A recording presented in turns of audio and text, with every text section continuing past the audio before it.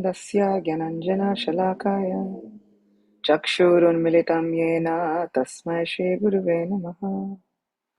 Nama Om Vishnupadaya Krishna Prishtaya Bhutale Srimate Bhakti Vedanta Swaminiti Namine Namaste Saraswati Deve Gauravani Pracharine Nirvishesha Shunyavadi Paschatya Deshatarine Jaya Shri Krishna Chaitanya Prabhu Nityananda Shri Advaita Gadadhara Shivasati Gaura Bhakta Vrinda Hare Krishna Krishna Krishna Hare Hare Hare Rama Rama Rama Hare Hare Vancha kalpatarubhyascha kripa sindubhya cha patitanam pavanebhyo vaishnavebhyo namo namaha. Wonderful. I kind of feel like that should be the how is everyone feeling? And the one response should kind of just be wonderful. Even if we don't think it's wonderful, it's wonderful. I feel like I've been in a time warp of sorts. I feel like I don't know. I feel like I don't know what month we're in because it changed over a weekend. I don't really know what day we're in. The only thing that I know is that it's EKADASI, and that's okay. And just before this EKADASI, I kind of like, oh, it's Monday. It really kind of settled in, which is kind of wonderful. It's sometimes nice not to have such a huge, overarching kind of knowledge of what day is it, what time is it, what are we doing, what is the new week happening? Because it kind of allows us to be in a situation of understanding that Krishna is in control. When we have no idea what's going on around us, we know that we're definitely not in control. Krishna is absolutely in control. And that's been my meditation this morning, of that Krishna is in control of everything, including time, including the passage of time, including where we are in space and time. Krishna is completely in control of everything. And so my hope and my prayer is that our Krishna, who is absolutely time, as he says in Bhagavad Gita, and who is in control of time, will allow time to stretch as we are in the association of devotees and Vaishnavas. There are very few things which are more potent, more powerful, or greater than the association of like-minded devotees. And so my prayer is that Krishna, who is time, allows this time to stretch and staves off all of the workings of the material world for a little bit longer, just while we're in this association of those who can uplift us and give us strength. So it is EKADASI, which means that we get to hear the glories of this EKADASI, usually spoken by Sri Krishna to Yudhishthira Maharaj, who I am so sure was wishing for time to stretch any time that he was with Krishna, able to ask him whatever questions were on his mind, whatever questions were weighing upon his heart, and to be able to hear the glories of different EKADASIs as Krishna's answer to what can help us in life. Yudhishthira is a king. Any of us who think that we have day jobs that we don't want, or which take our attention away, those day jobs are not quite as intrusive as being king of many places and ruling over many subjects, many of whom, if they have any issues in their lives, come to the king and they say, okay, you have to fix it. There is a very famous history within Krishna book. There is one Brahmin, and this Brahmin had children, and just as the child was born, the child died untimely. And so this Brahmin, who is very upset, comes to the gates of Dwarka and begins to stand outside, defaming Krishna. You are supposed to be like our ruler. We understand that Maharaj Ugrasena is the real king of Dwarka, but you are our chosen administrator. And somehow or other, I've been suffering calamity after calamity, because this happened not once, not twice, but several times, 6, 7 times. And so this Brahmin was so upset, and Srila Prabhupada comments within Krishna book that at that time, kings were responsible for everything. If the weather was not right, people went to the king. If their family homes were not right, they went to the king. It's your fault. You are supposed to give us protection in all respects. You fix it. Spoiler alert, Krishna does fix it. And he uses it as an opportunity to give Arjuna a very wonderful lesson. And he teaches Arjuna about the workings of the universe and just how powerful Krishna is. It is an incredible story. It is within the last few chapters of Krishna book. If any of you are looking for it, you can go look in Krishna book, which is on Vedabase. We have no excuses. Even if we don't think that we own Krishna book, it is for free on Vedabase. You can also find narrations of it given by Amala Bhakta Maharaj on YouTube, also for free. And so if you think I'm not much of a reader, can't somebody read this to me? Krishna has all of your bases covered. And so I feel as though all of us who think that we have once or twice held down a day job or a job that didn't quite fit with our nature, we can think of Yudhishthira Maharaj. Yudhishthira Maharaj was such a king. And his responsibility was even greater than rulers today, because we can't always go to the ruler whenever there's a natural disaster and say, it's your fault. You must have done something. Now you should do something that will fix this problem for all of humanity. Right? The rulers would think that we were absolutely absurd. They call them natural disasters. They would say this is an act of God. Never mind whether they believe in God or not. It is now an act of God and you're on your own. Yudhishthira Maharaj was not such a ruler. He took his responsibilities so seriously. This was his ultimate, his prime duty, to look after the welfare of his subjects in all respects. And so, in looking after the welfare of all of his subjects, he also looks after the welfare of all of us. And he asks questions that benefit us even until today. So, Sri Yudhishthira Maharaj said, O Madhusudan, O killer of the Madhu demon, please be merciful to me and describe to me the EKADASI that occurs during the light fortnight of the month of Shravan, July-August. The Supreme Lord Sri Krishna replied, Yes, O king, I shall happily narrate its glories to you, for just by hearing about this sacred EKADASI, one attains the merit of performing a horse sacrifice. At the dawn of Dwapar Yuga, there lived a king by the name of Mahijit, who ruled the kingdom of Mahishmatipuri. Because he had no son, his entire kingdom seemed utterly cheerless to him. A married man who has no son gains no happiness in this life or the next. The Sanskrit word for son is putra. Pu is the name of a particular hell, and tra means to deliver. Thus the word putra, or even putri, means a person who delivers one from the hell named Pu. Therefore, every married man should produce at least one son and train him properly. Then the father will be delivered from a hellish condition of life. But this injunction does not apply to the serious devotees of Lord Vishnu or Krishna, for the Lord becomes their son, father, and mother. Furthermore, Chanakya Pandit even says, Satyam mata pita jnanam dharmo brata daya saka shantihi patni kshama putra sadete mama vandavaha. Truth is my mother. Knowledge is my father. My occupational duty is my brother. Kindness is my friend. Tranquility is my wife. And forgiveness is my son. These 6 are my family members. Among the 26 leading qualities of a devotee of the Lord, forgiveness is the topmost. Therefore, devotees should make an extra endeavor to develop this quality. Here, Chanakya says, forgiveness is my son, and thus a devotee of the Lord, even though he may be on the path of renunciation, may observe this EKADASI and pray to attain this kind of son. Imagine praying to become more forgiving, more compassionate, more kind on an EKADASI like this. Incredible.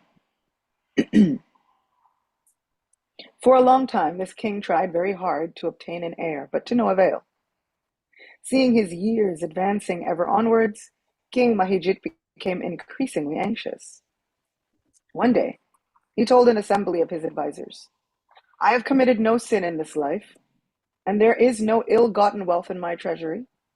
I have never usurped the offerings to the demigods or brahmanas. When I waged war and conquered kingdoms, I followed the rules and regulations of the military art, and I have protected my subjects as if they were my own children. I punished even my own relatives if they broke the law, and if my enemy was gentle and religious, I welcomed him. O twice-born souls, although I am a religious and faithful follower of the Vedic standards, still my home is without a son. Kindly tell me the reason for this." Hearing this, the king's Brahmin advisers discussed the subject amongst themselves, and with the aim of benefiting the king, they visited the various ashrams of the great sages. At last, they came upon a sage who was austere, pure, and self-satisfied, and who was strictly observing a vow of fasting. His senses were completely under control. He had conquered his anger, and he was expert at performing his occupational duty. Indeed, this great sage was expert in all the conclusions of the Vedas, and he had extended his lifespan to that of Lord Brahma himself. His name was Lomasa Rishi, and he knew past, present, and future. After each kalpa passed, one hair would fall out of his body.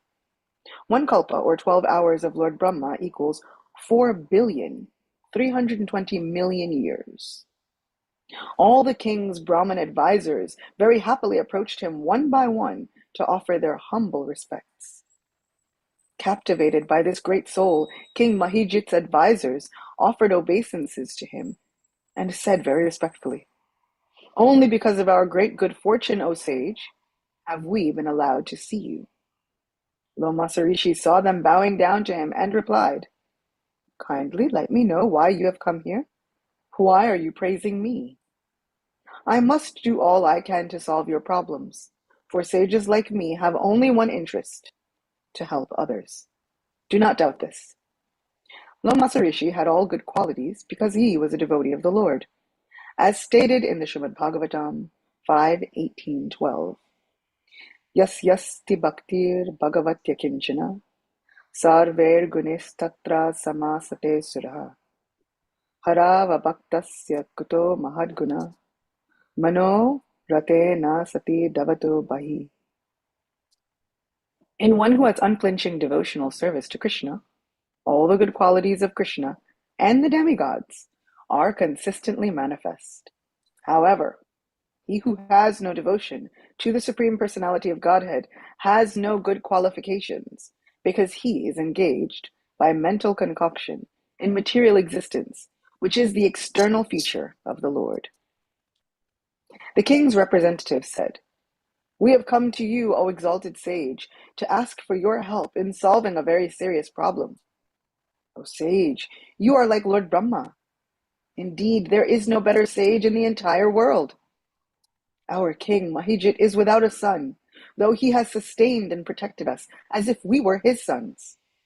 Seeing him so unhappy on account of being sonless, we have become very sad, O sage, and therefore we have entered the forest to perform severe austerities.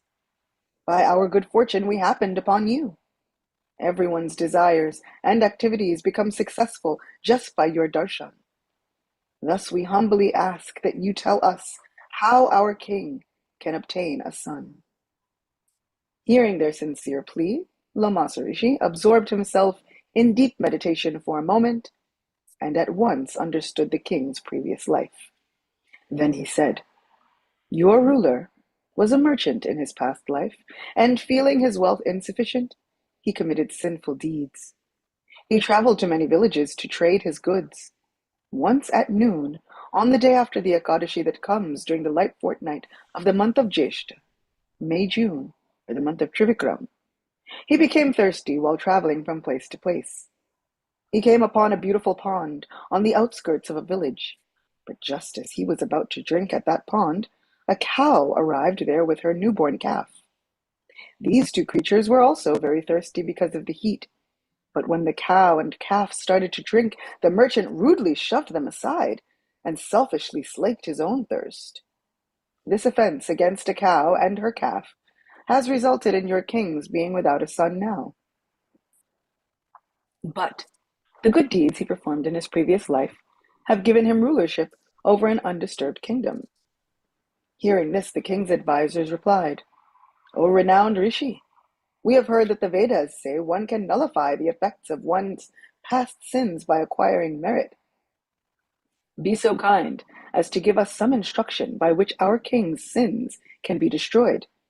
Please give him your mercy so that a prince will take birth in his family. Lama Rishi said, There is an EKADASI called Putrada, which comes during the light fortnight of the month of Shravan. On this day, all of you, including your king, should fast and stay awake all night, strictly following the rules and regulations. Then, you should give the king whatever merit you gain by this fast. If you follow these instructions of mine, he will surely be blessed with a fine son. All the king's advisors became very pleased to hear these words from Lama Rishi, and they all offered him their grateful obeisances.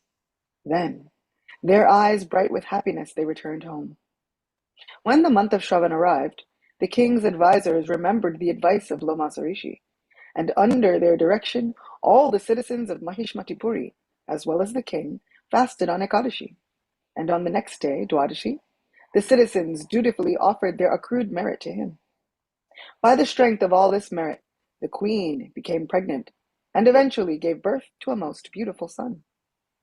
O Yudhishthir, Lord Krishna concluded, the EKADASI that comes during the light fortnight of the month of Shravan has thus rightfully become famous as Putrada, bestower of a son.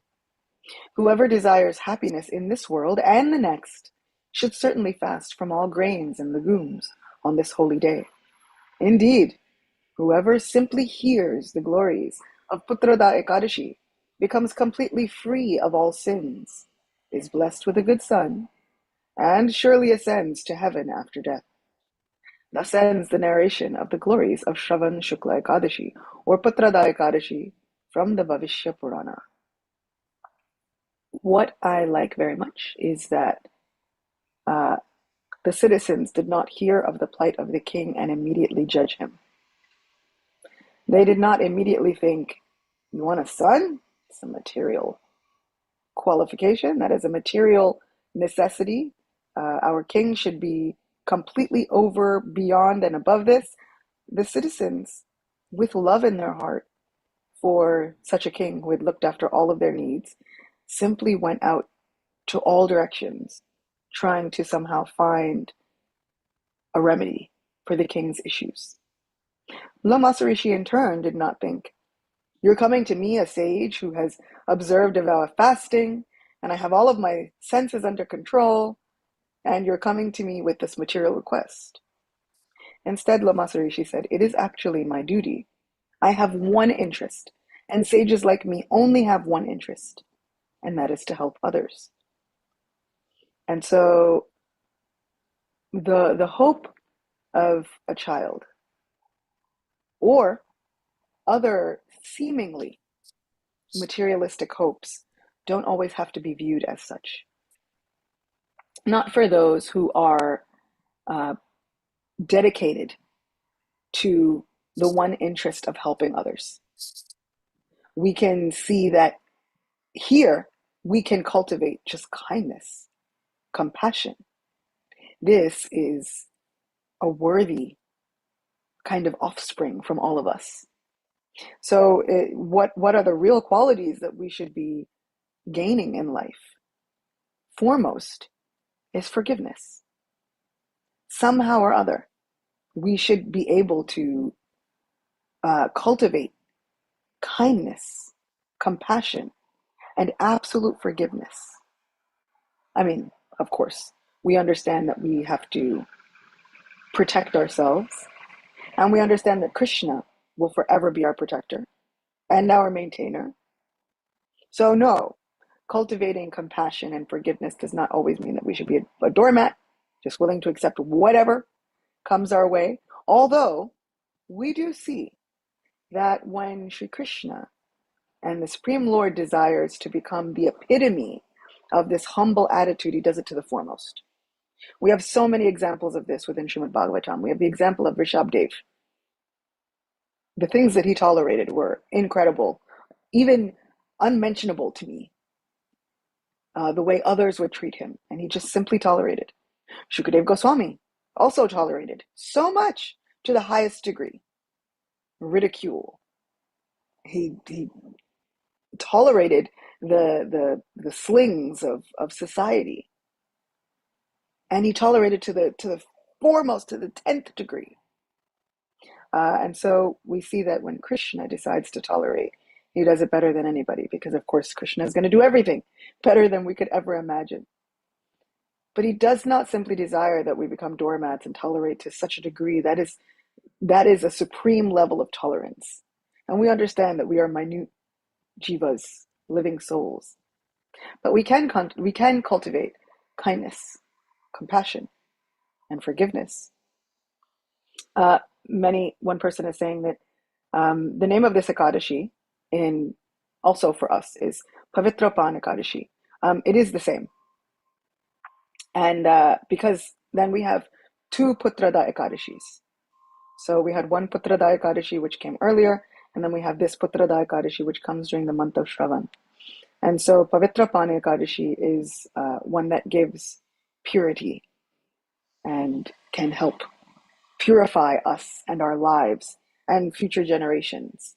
And so often they say a worthy child can purify generations. In fact, it is said within many of our Puranas and holy scriptures that when a Vaishnav is born in a family, the demigods rejoice. And even the ancestors of that family rejoice, thinking, oh, now a worthy person has been born into a family. And so Srila Prabhupada has given us the ability to perfect all of our families, whether we think that these family members are Vaishnavas or not. We can see through the gaze of Lama Rishi that our lives are not simply a reflection of this one life. Our lives are a reflection of the amalgamation of all the lives that we've had put together. And so sometimes we carry with us karma and karmic debts from other lives. And just through the fasting on this EKADASI, somehow or other, Srila Prabhupada has given us a foolproof method of chanting the Hare Krishna mantra and fasting on EKADASIs. Chanting the Hare Krishna mantra and reading his books. Chanting the Hare Krishna mantra and simply yearning to be of service to others. Somehow or other, all of the austerities that were previously performed by so many great personalities throughout time, all of those same merits are now combined and given to us simply by hearing the glories of EKADASI and chanting the Maha Mantra. And Srila Prabhupada has given us so many different caveats. He's given us so many different loopholes. Okay, you can't chant 64 rounds, just chant 16 rounds with sincere faith. I heard a story, and I think I spoke about this before, but I'll tell it again because begs telling and retelling, that once there were devotees of Srila Prabhupada, and they were with Srila Prabhupada, and he arrived in a certain place, and they gave him his meal, and he looked and he said, but this meal has grains. It is EKADASI. And he looked toward his Sanskrit scholars of the time, and he said, how is it that you are able to somehow, you're learning Sanskrit, you're doing all of these things, but you cannot keep in mind when the date of EKADASI is? What kind of Sanskrit scholars am I cultivating? How could this egregious oversight have been committed? And Srila Prabhupada looked at all of them, and so none of you have observed this EKADASI today. No, Srila Prabhupada. They shamefully said, no, we have not. He said, give me the plate.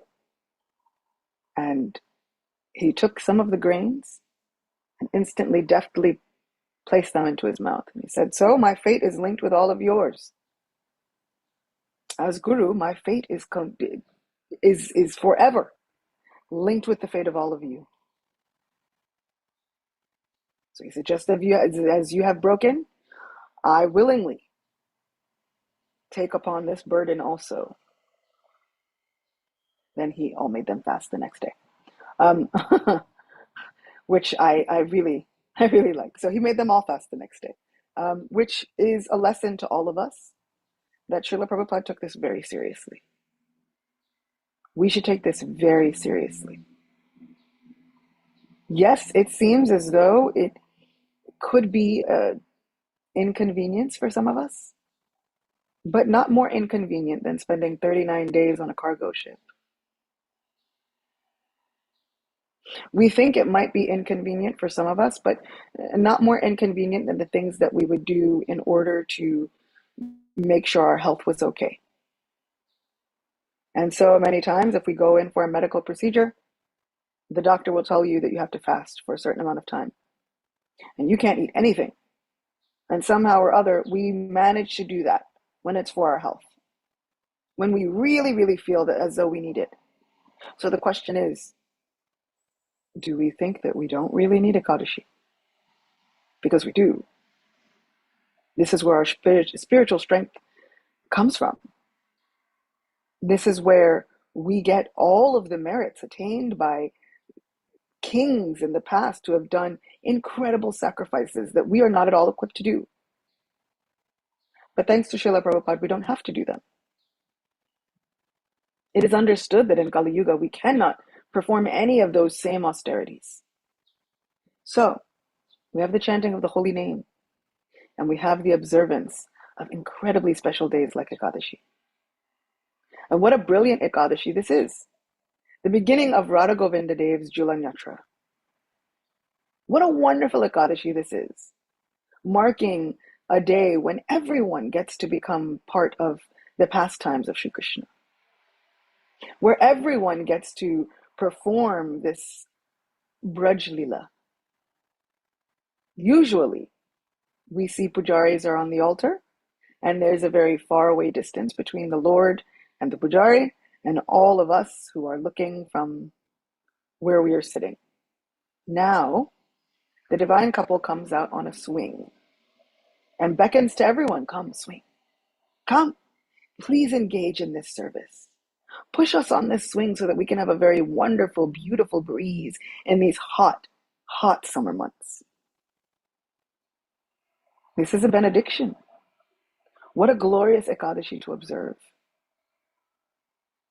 What a glorious offering to Srila Prabhupada, who came to give us everything, risking his life, risking all of his own merits, linking his life spiritually forever with ours. It is unfathomable. Sometimes we think if we are on a path and others around us won't take to that path, we think, okay, you're on your own. But Srila Prabhupada was not like that.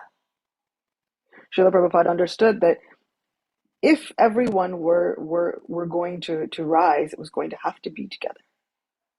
And he was going to have to personally take care that everyone would rise together to the standard. Within the Antya Lila of Sri Chaitanya Charitamrita, in the first chapter, text 11, Srila Krishnadas Kaviraj Goswami says, I am now almost an invalid because of old age, and I know that at any moment I may die. Therefore, I have already described some portions of the Antya Lila. And so Srila Krishnadas Kaviraj is saying that I know that at any moment this may be over, but until that time, I will continue speaking the glories of Sri Chaitanya Dev. And not only that, he's given a preview of the whole Antya Leela, just in case he does not make it to the end of this Sri Chaitanya Charitamrita. The purport, Srila Prabhupada states, following in the footsteps of Srila Krishnadas Kaviraj Goswami, I am trying to translate Srimad Bhagavatam as quickly as possible. However, knowing myself to be an old man and almost an invalid because of rheumatism, I have already translated the essence of all literatures, the 10th canto of Srimad Bhagavatam, as a summary study in English. I started the Krishna consciousness movement at the age of 70. Now I am 78, and so my death is imminent. I am trying to finish the translation of Srimad Bhagavatam as soon as possible.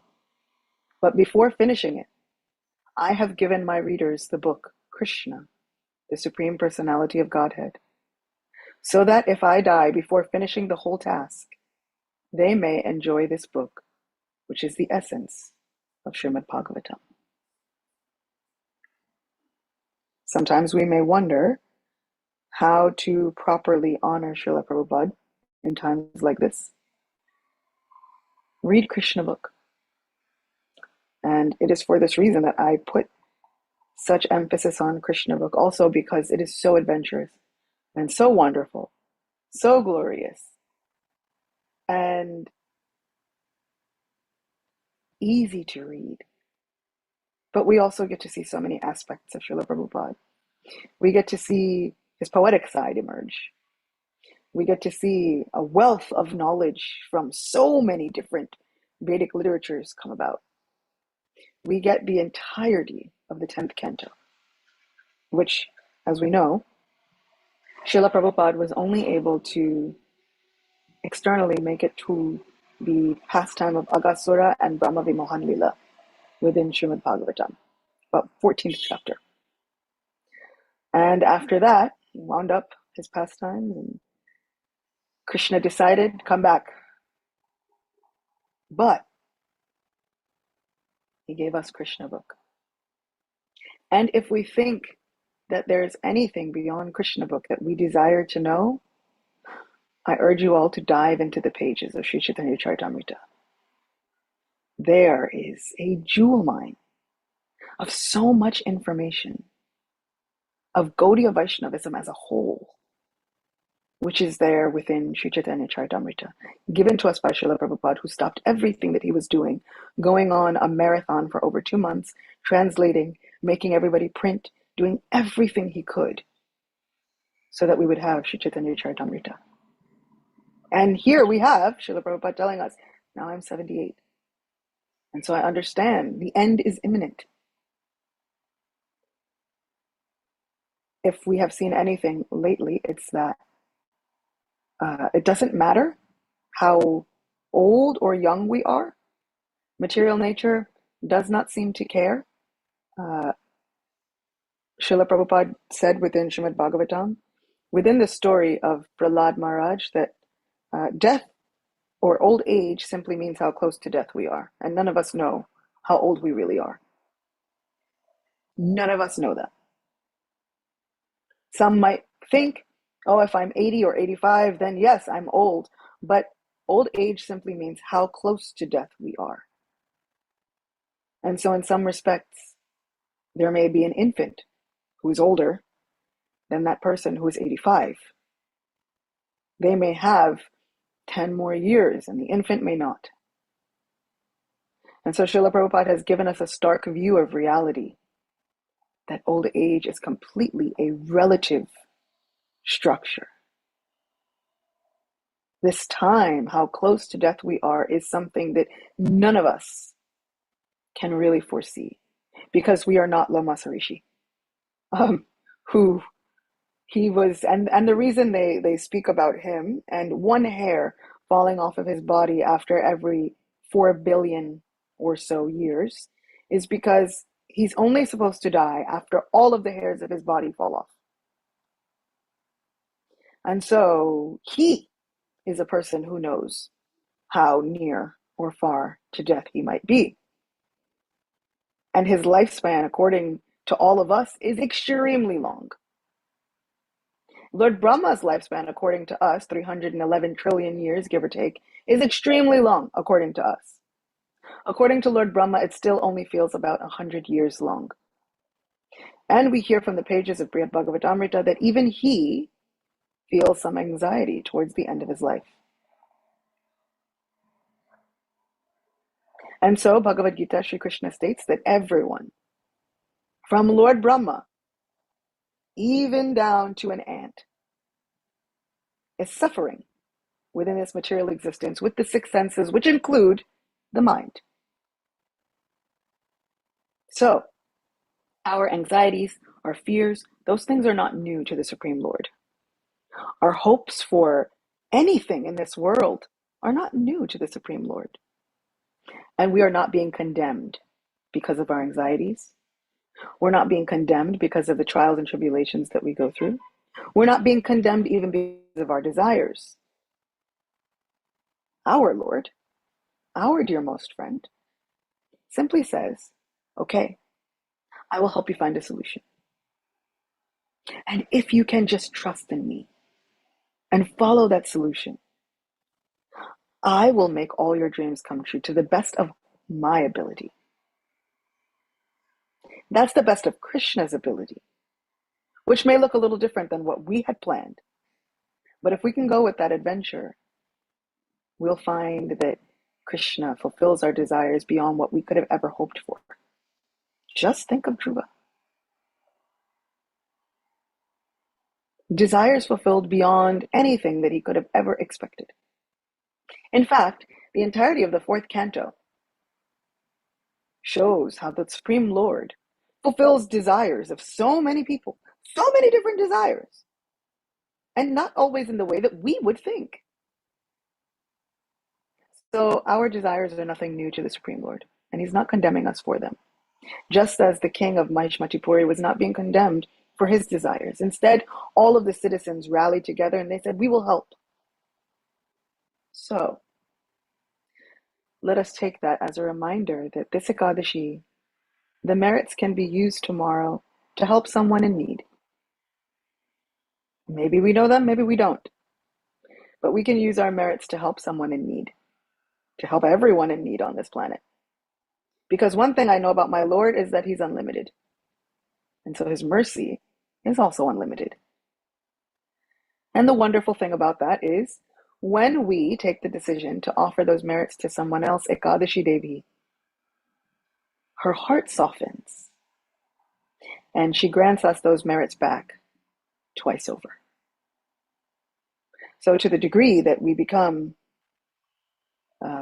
magnanimous and generous in giving those merits of our hard-earned fasts, right? Hard-earned merits, to that degree, we become exaltedly blessed, supremely blessed by Ekadashi Devi and Shri Krishna. So thank you all for bearing with me, for listening to me, for giving me a chance to perform this devotional service and somehow or other make my spiritual master happy and Srila Prabhupada happy.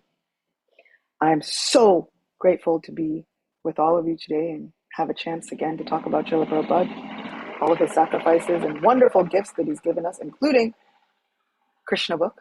And so if you're wondering once again, what service can I do for Srila Prabhupada today? Just read Krishna book. Read it again and again. Memorize it. This will be the greatest gift and the greatest way that we can associate with Srila Prabhupada and give back for all of those incredible sacrifices. Thank you so much. Ekadashi Devi ki jai.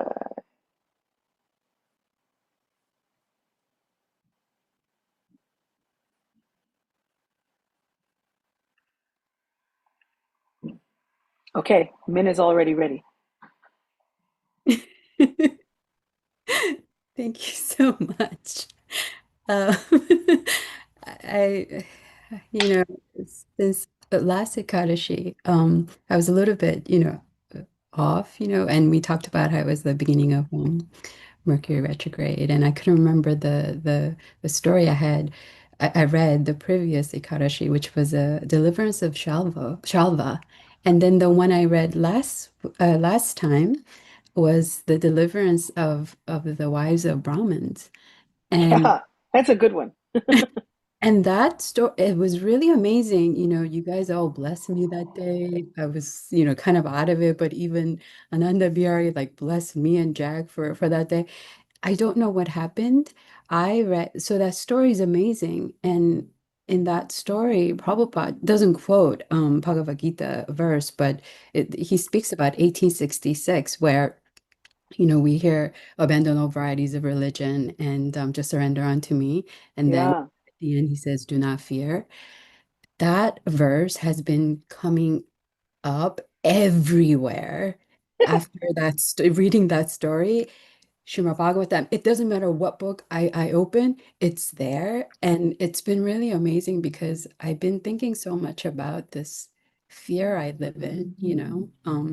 It's not as intense as it was when before I came to Krishna consciousness, but still I feel it all the time, this anxiety. mm, And I just been asking Krishna, like, what do I do about it? Can you help me? And this verse has been coming up everywhere. That verse, I mean, that story was really, it's really great. There's a question I want to ask you within that story. When sure. Let's see. and all the wives go to see Krishna, and then they want to stay there, and Krishna says, "No, you have to go back," and say that they come back. There's one wife who it seems like she doesn't get to go because in the story Prabhupada said she's been checked really harshly when she wanted to go. So what she does, and there's a few sentences about her when the wives come back. Prabhupada says that one wife meditates intensely on Krishna's form and just so intensely focused on his image, on his features, that she leaves her body and gets freed from like material body. What's happening there? She died. I mean, yeah. So she Out goes of back to Krishna? out of intense separation, Gopal Champu and Ananda Vrindavan Champu, I think both state, out of intense separation from Krishna because she is not allowed to go. What they say is that she gives up that material body, winds up taking on a spiritual body, and the gopis of Krishna's eternal leelas immediately welcome her in and start to train her up in the ways of serving Krishna.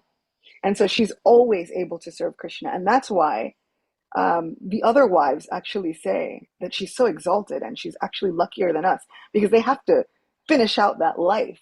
She decided, she's like, no, that's it. She gives up everything, literally, even that body, that life. And so then the gopis of Krishna's eternal leelas immediately welcome her in and they start to train her in how to serve Krishna, which was, I thought, a really cool, like, happy ending. Yeah, yeah. I mean, I was like, does she die? Does she go back to God, to Yeah, Krishna? And immediately. She if gets that like express passed. Yeah, if that was the case, I thought it was an amazing, like, what mercy, right? The one who couldn't go to see Yeah, Krishna. right. She And then actually, she gets welcomed by the gopis. Like that's incredible. yeah, yeah, amazing. Thank you.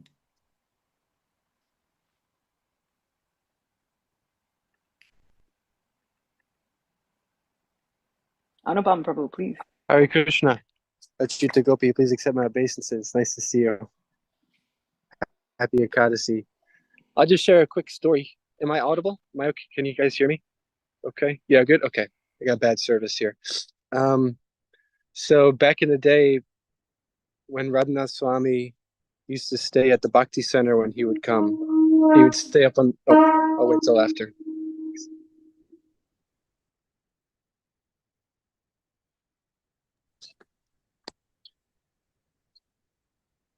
Thank you, dear devotees. Please, darshan time, turn on your cameras if you can.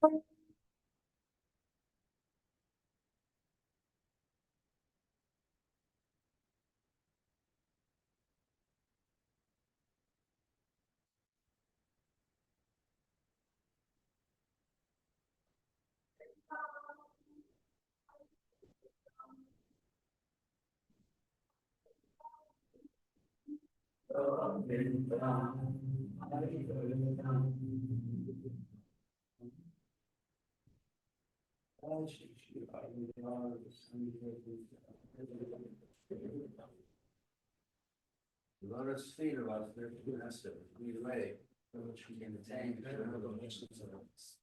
My vows and lotus feet make great merits. By his grace, one can cross the ocean of zero suffering and attain the mercy of Krishna. My only wish is to have my consciousness purified by the words emanating from his lotus mouth. Attachment to his lotus feet is the perfection that fills all our desires. He opens my darkened eyes and fills my heart with chancellor of knowledge. Give me my Lord birth after birth. When the ecstatic frame emanates, my hand makes sense. The Vedic scriptures sing of his character. Our spiritual master, the ocean university, ready the poor, Lord Master. Oh Master, be merciful unto us. Give us the shade and let us be. Fame is spread all over this world. We take shelter in the words. Srila Prabhupada, he,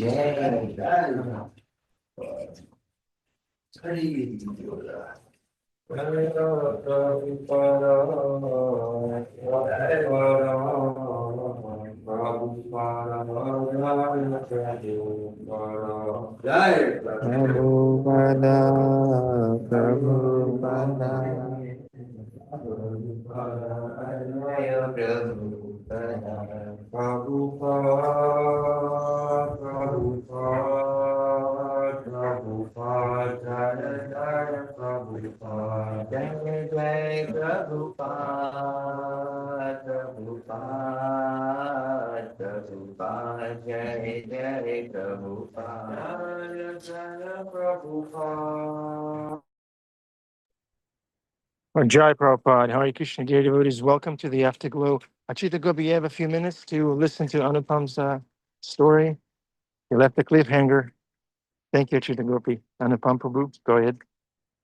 Cool. So yeah, now Maharaj stays at a nice apartment nearby the Bhakti Center, but back in like 2013, 2014, he used to just stay in the men's ashram.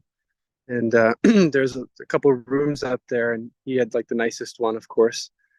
And so he stayed in there, and then there was a few other of us that would sleep in the common area, basically, like in the hallway of the of the space. And so I've always had tremendous respect for Maharaj and felt deep connection and a deep reverence for him. And I was a new devotee, and so I was kind of put in this awkward situation, specifically at night when Maharaj would be in his room or kind of walking around, and I would be laying down on my yoga mat, in my pajamas, basically getting ready to go to sleep.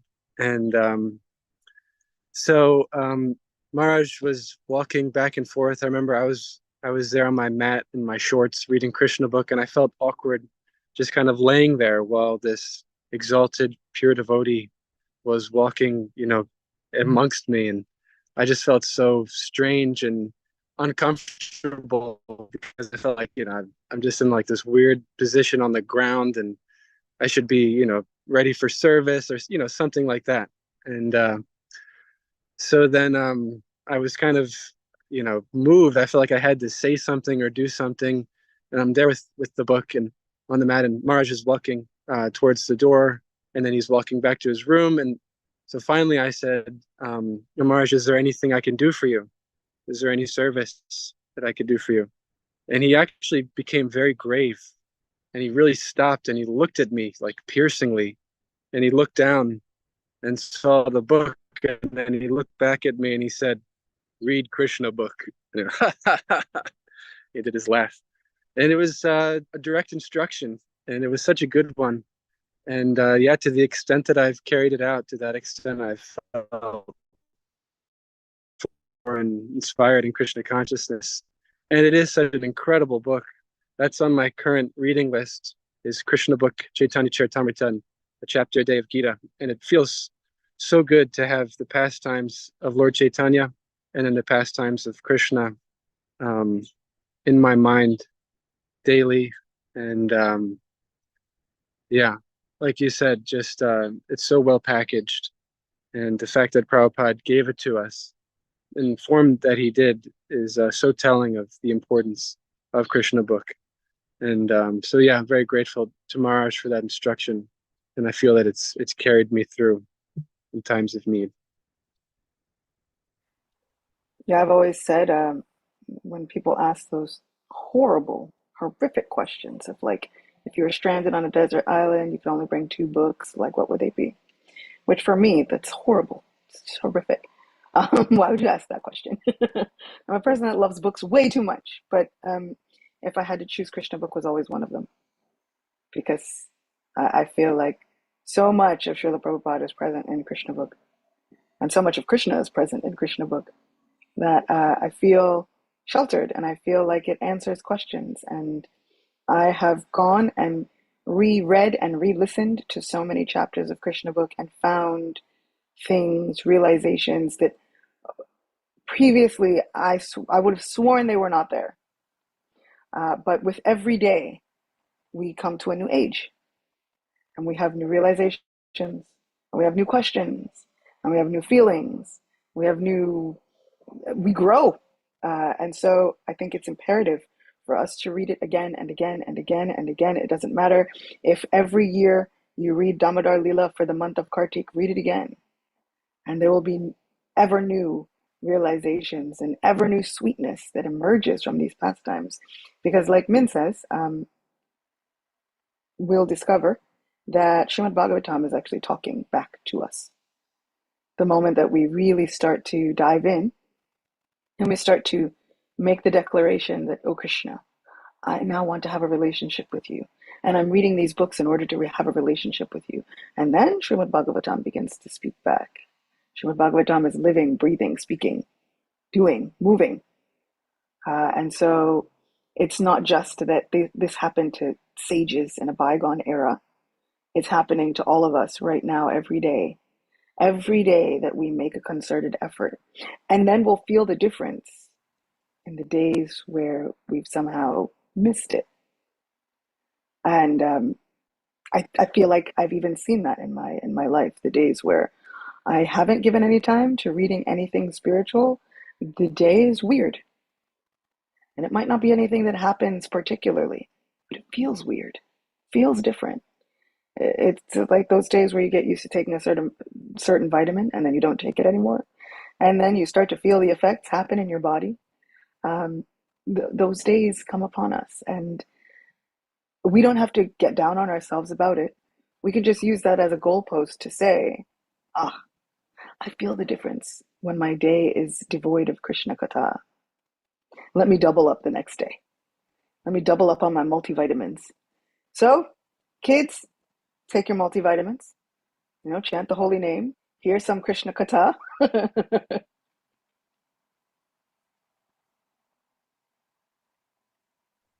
Thank you, Achyuta Gopi. What canto are we in?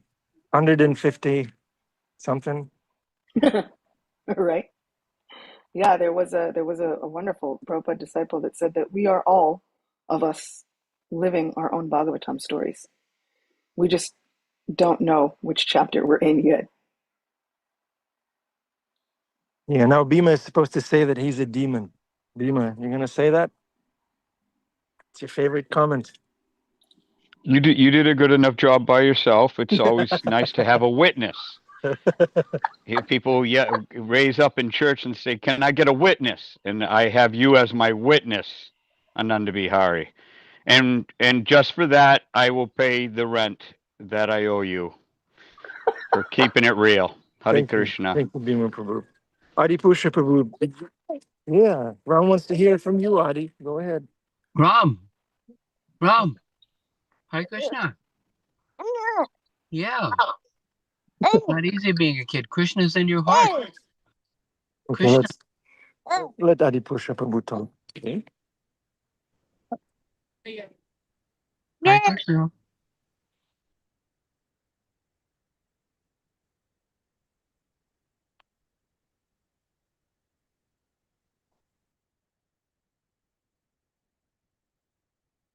Adi Pusha Prabhu, please. You have a reflection? My reflection is that our lives are linked to Srila Prabhupada's life. That's profound. Thank you, Achyuta Gopi, for making that point. Well, this story is wonderful, and the glories of EKADASI are that it's helpful in us to purify us, Krishna's mercy on us, to counteract our sinful reactions. The devotees do a play in the street of a person drowning. One devotee pretends he's drowning, and then one devotee pretends to jump in the water and swim over to the drowning person, and he saves the drowning person's coat. I got your coat. What about me? So the purport is that sometimes, of course, it's true that our sinful reactions will follow us, and it's a burden, and it might impede, like having a child or some other way it'll manifest in our life. And then there are ways that Krishna has presented to counteract our sinful reactions. But then we're accustomed to the format that Srila Prabhupada gives a story, and then there's Prabhupada's purport to the story. And in many places in the Bhagavatam, Srila Prabhupada's purport points out that we may counteract the reactions to our sins. Like in this story, the reactions to the king's sins were counteracted by his observing the EKADASI. But then Prabhupada says many times that removing the reactions of the sins is prayashita, atonement, is not complete because the root is still there. And somebody may remove the reactions, but then they'll just go back and do the same thing again. So the root has to be removed, and can only be removed by unceasing, unmotivated devotional service to Krishna. So atonement may be there and is effective, and is Krishna's mercy on us, because we are in debt, But then again, Prabhupada's purport says, therefore,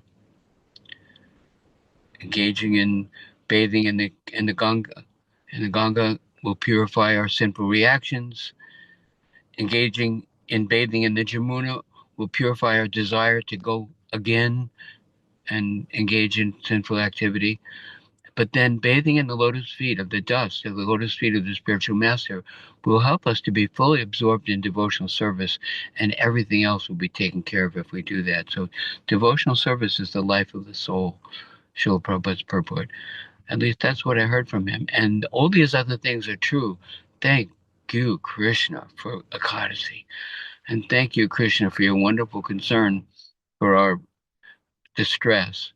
But ultimately, unless we fully engage in devotional service to the spiritual master, one must take shelter of a pure devotee who has nothing to do with the material world, but is simply engaged in devotional service to Krishna. Unless we do that, our purification is not complete.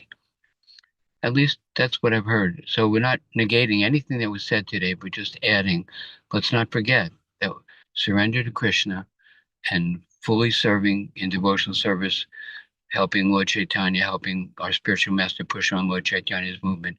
That's the actual complete recommended process for our safety and upliftment and pleasing Krishna. Huh? I hope that's appropriate. If anybody wants to comment on that comment, we're wide open to hear it. Can I comment? Yes, please. Yeah, we serve the Guru. We engage in devotional service by observing EKADASI. Yes. No, There's yes, no that's true. contradiction here. That's true. But not just to remove our sinful reactions, but to please Krishna. Ram, what's the matter, Ram? Huh? I think I need to give him some prasadam. Give him some prasadam. Getting restless a little bit. Yeah. Such a beautiful kid. He's obviously very intelligent. He's going to be helping everyone in the universe with his life of devotional service, I'm sure. He's already helping them. They can't help it. They named him Ram. So now every Yeah. time, Ram, what's wrong? Ram, Yeah. don't cry. Ram, it's okay. Ram, what happened? Ram, you're so cute. Oh, Ram, you're so sweet. He's already helping. Yeah, He's thank you. already Thank saved you the to the deliverance. Gopis. He's the deliverance of the entire universe. Yeah. Yeah. Yeah. You heard your name, Ram? Yeah. Aha. Heard it. Yeah. See, he So just Rob wants you would to like chant to. the holy name, that's all. Yeah, yeah. So Rob Prabhu, go ahead. Hare Krishna, thank you for the class. Lots of respects to Sri Acyuta Gopi and everyone else on the class. Couple of quick questions, knowledge-based, simple, but quick, that have been on my mind.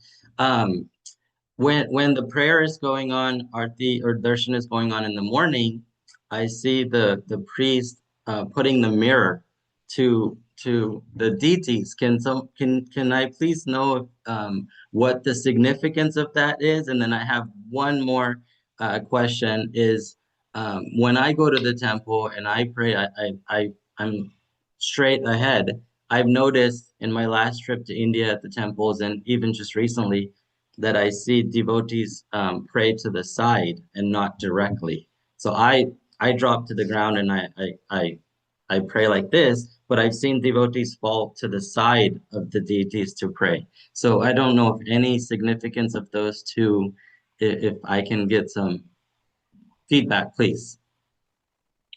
Long answer. The nice, juicy, long answer is in the nectar of devotion. The short answers are mirror is one of my favorite things that happens in the morning. One, Krishna deserves to see how he looks. But what is also written within the Shastras for deity worship and within the Rasikas, or those who have such a taste for Krishna consciousness, the gopis also show a mirror to Krishna and Radharani once they're dressed in their eternal pastimes. And what they understand completely is that any form of Krishna is completely present, completely powerful, absolutely, completely manifest, even if it's in a reflection or a dream.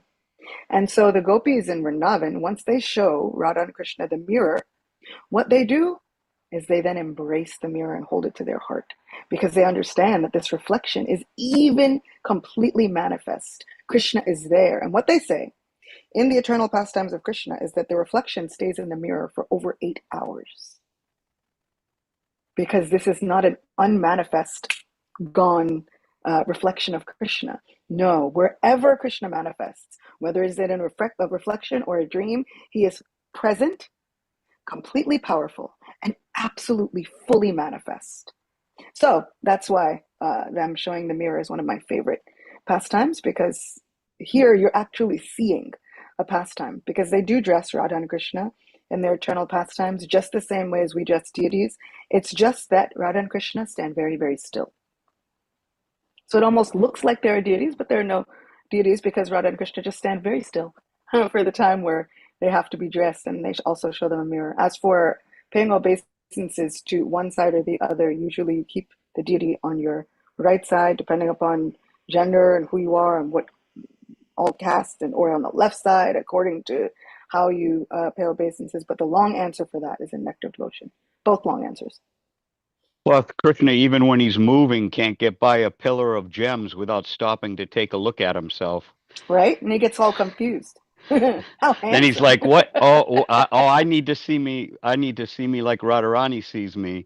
Yeah. So, I mean, it's common sense. If you looked like Krishna and then your girl was Radharani, wouldn't you want to see yourselves together, like in a mirror? Wouldn't it, I mean, it's just it's everything that's present in this world is perfected in Krishna's world. So obviously, for them to see each other together as if in a photograph in a mirror, that's a form of pleasure. And super the romantic. the devotees reflecting back that beauty, which is, by the way, forever growing. Apparently, right, Acyuta Gopi? It just keeps Forever. growing and growing. Oh my God, I can't imagine. There is a short story. Krishna is young and he was engaged in stealing butter, and he sees another little boy there, and he thinks, oh no, what will happen? What am I supposed to do now? Somebody has seen me. They caught me in the act. And so he begins to bargain. He says, okay, little boy, I don't know who you are, but if you don't tell my mother, then I promise I'll share the spoils of my victory with you. I'll share some of my butter and yogurt with you. Finally, he hears from behind him her anklets, her jewelry, and he thinks, oh no, my mother is coming. Kanha, what are you doing? He says, oh mother, I wasn't stealing anything, I promise. Well, if you weren't stealing, what were you doing? I was protecting your house. This boy is a thief. He points at the other boy. He's a thief. He wanted to steal everything from you, but I told him stealing is bad. And my mother is the queen of Vrindavan, and you definitely shouldn't steal. But Krishna was only 3, and he happened to be pointing at a reflection of himself. And so his mother smiled, seeing such a beautiful pastime and being completely charmed by her little boy, who was absolutely stealing everything, but who was the supreme person and the absolute truth, and then was also protecting from stealing everything. So somehow, even when he's lying, he's the absolute truth. But even when he sees his reflection, he is so charmed and enamored by it. And it's kind of our responsibility to serve in a way which is as personal as possible. And so personally, we get dressed and then we are trying to find a mirror to see how we look before we go out. Is our hat straight? Is our collar okay? Is this happening? Anything in my teeth, and we ask our real friends.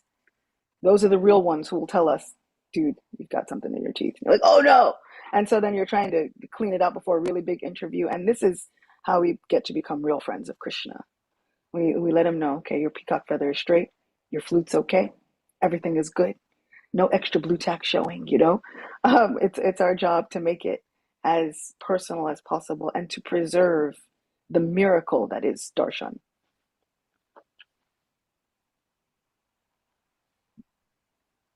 Such a great answer. Thank you, Acyuta Gopi.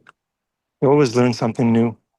The reflection stays for 8 hours in the mirror. That's pretty cool. Right? Isn't that cool? Wouldn't you want to embrace the mirror to your heart too? You're like, I don't Yeah. even want to put the mirror down at this point.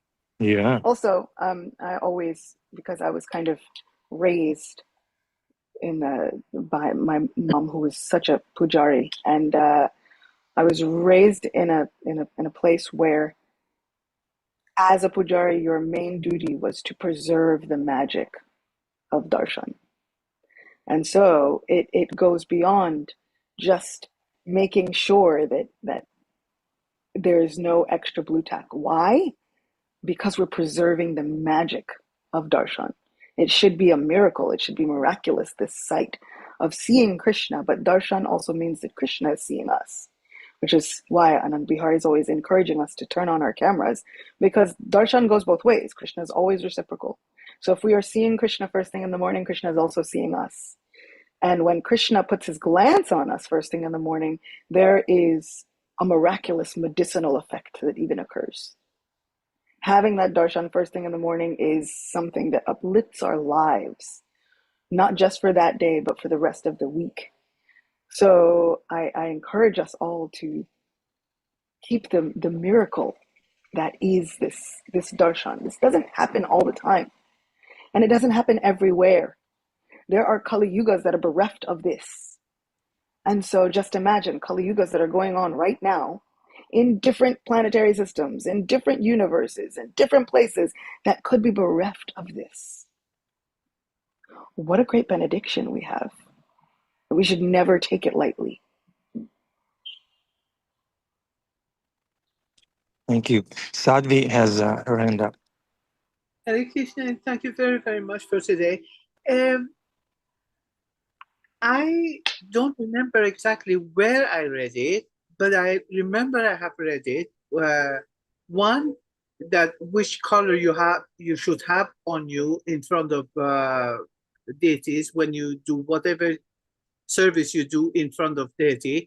The other one, you should never hold the mirror when the curtains is open, but you do it first when the curtains is closed. You show the mirror, and then when it's finished, then you can open the window or the curtains. I don't remember exactly where I have read it.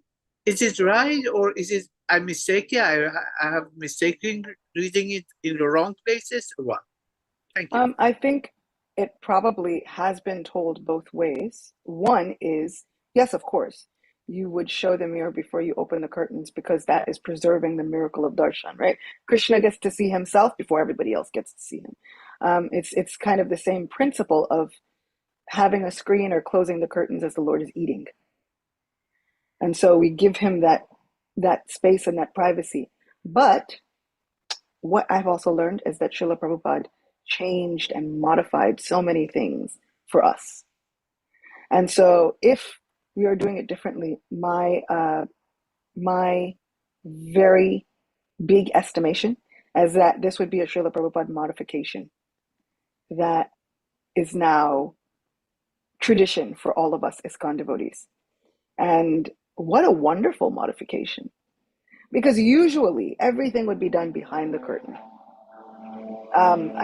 In the older days of ISKCON deity worship, you would never even adjust anything on the deities with the curtains open. So if you saw that, oh, Krishna's peacock feather has fallen, or an article of the deities had fallen off, you would close the curtains, you can fix it, then you open them back, because we preserve the miracle of this darshan. And also, if there were, say, the president or a ruler, and they had something that needed to be fixed before they were going on camera to address the state of the union, you would fix that before they got on camera, right? You wouldn't fix it while they were on camera.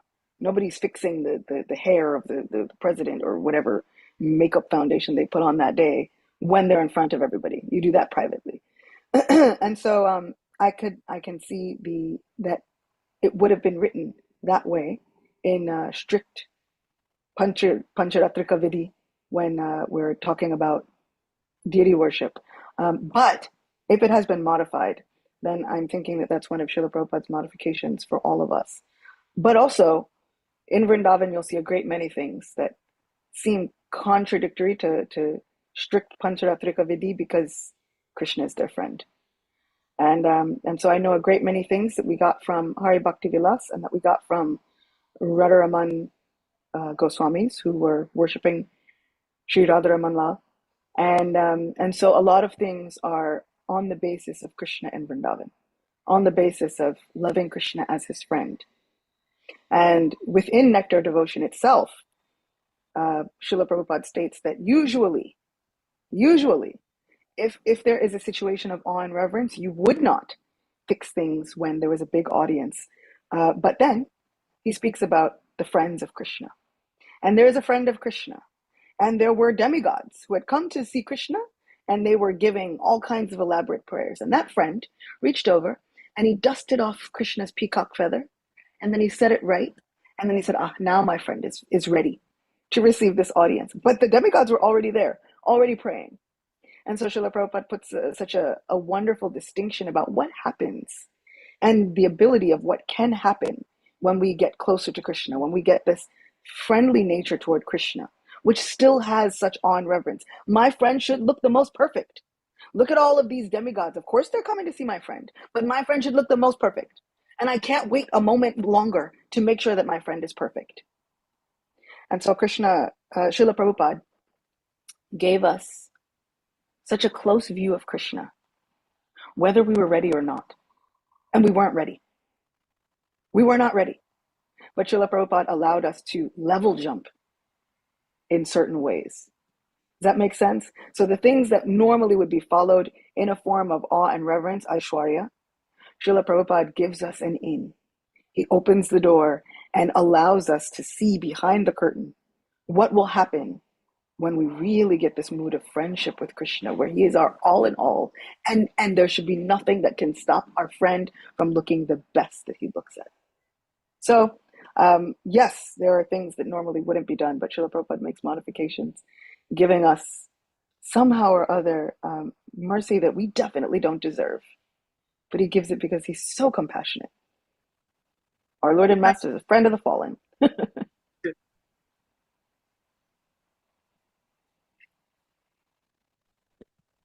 Sarah Prabhu. Wanted to share something quickly.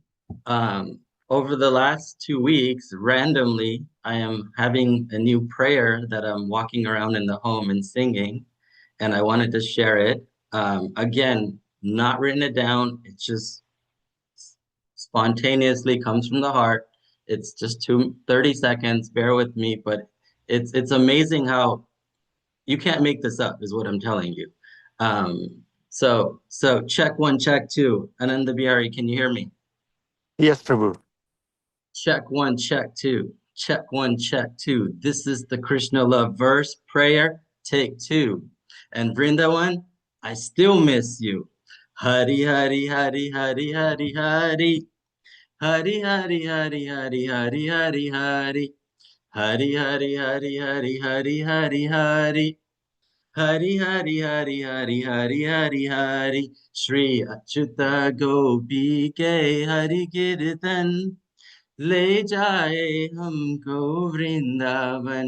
Shri Achyuta गोपी के हरि कीर्तन ले जाए सबको वृंदावन. हरि हरि हरि हरि हरि हरि हरि. हरि हरि हरि हरि हरि हरि हरि. राधे राधे राधे राधे राधे राधे राधे.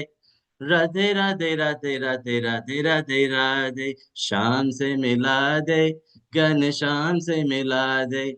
शाम से मिला दे घन श्याम से मिला दे. राधे राधे राधे राधे राधे राधे राधे. हरि हरि हरि हरि हरि हरि हरि. हरि हरि हरि हरि हरि हरि हरि. हरि हरि हरि हरि हरि हरि हरि. श्री अच्युता गोपी के हरि कीर्तन ले जाए हमको वृंदावन. श्री अच्युता गोपी के हरि कीर्तन ले जाए सबको Vrindavan. Hari Hari Hari Hari Hari Hari Hari Hari. Hari Hari Hari Hari Hari Hari Hari Hare Krishna Krishna Krishna Hare Hare Hare Ram Ram Ram Hare Hare Hare Krishna Krishna Krishna Hare Hare Hare Ram Ram Ram Hare Hare Hari Bol Hari Bol Hari Bol Hari Bol. Lots of love and respects to all of you. Wow, that was You a can't. quick Vrindavan teleportation. There was so much Vrindavan Bhav in this prayer. Thank you, Now, Sarah Prabhu. now that song is You going to be mean to stuck tell in my me? head all day. Wait a second, wait a minute. You mean to tell me you've been walking around your house for days singing about me? Last 2 weeks, as I'm doing all of my kirtans and bhajans, this, you can't make this up. This naturally just comes up. Um, that's what I'm saying. You cannot make this up. I gotta be on my A game, sort of. Have to make You sure I'm are, and always on that's my A game. you are, and Ananda Bihari is, and Min is, and everyone is, and I think that's Sri Adi Purush always emphasizing love, and and and he's amazing, and he's always emphasizing love. So it is actually Sri Acyuta Gopi, you're on your A game. It seems like everyone is, because you can't make this up. Thank you, Sarah Prabhu.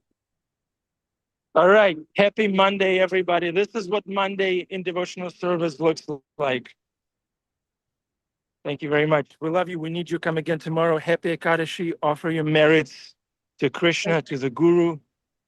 Observe Ekadashi in the mood of service, like Adipurusha Prabhu, Sri Adipurush Prabhu explained. Thank you, Acyuta Gopi. Wonderful class. Hare Krishna.